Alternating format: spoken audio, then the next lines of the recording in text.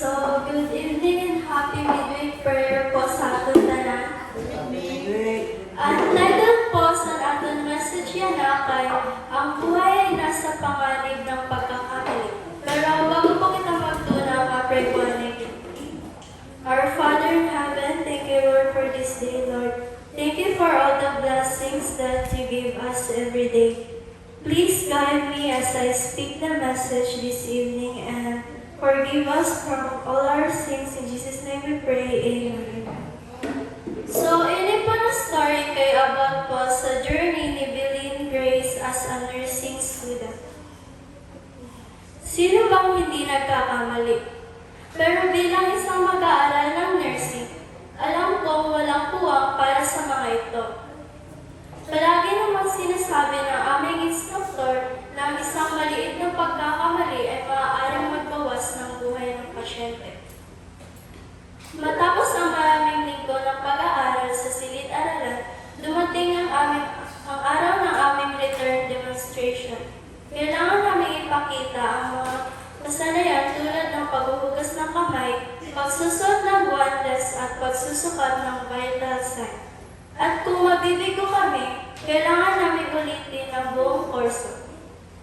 Mamasama-sa ang mga palad ko habang naghihintay ng aking pagkakataon. Parang lahat ng aking kaklase ay kinakabahan rin. Nang tawagin ang pangalan ko, naguluhan ang isip ko. Sinimulan ko sa paghuhugas ng kamay, ngunit sa gitna pa lamang nagsalita ang aming instruktor. Bilin, nagkamali ka. Huwag mong itaas na masyadong mataas ang mga kamay mo kapag kukuha ng tuwalya. Kahit ang ganitong maliit na bagay ay mali pala. Sa sandaling iyon, napagtanto ko na ang mga pagkakamali ay bahagi ng pag-aaral.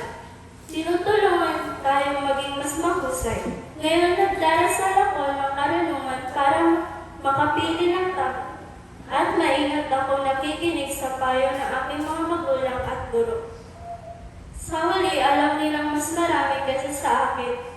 At mahalaga ang bawat aral, lalo na kung ang buhay ng iba ang nakataya. Ito ang 4 na lessons na matututunan natin sa journey ni Bilin Grace.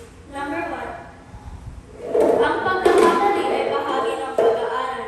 Lahat tayo ay nagkakamali, ngunit ang mahalaga ay gamitin natin ito bilang daan para mapabuti ang sarili at hindi na ulitin ang mga ito.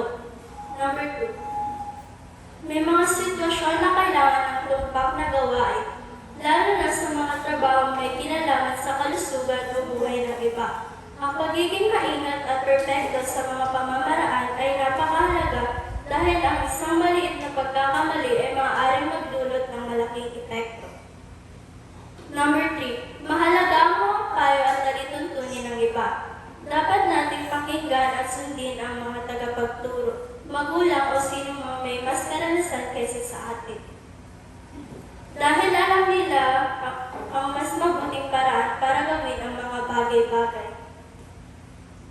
4. Kailangan natin maging responsableng individual. Habang lumalaki tayo, kailangan natin gumawa ng tamang desisyon at tanggapin ang kahihinatnan ng mga ito. Maaari rin tayong humingi ng karunungan mula sa Diyos o sa iba pa para makapili ng tama. Ang sabi po dito sa Proverbs chapter 1 verse 7, "The fear of the Lord is the beginning of knowledge, but fools despise wisdom and instructions."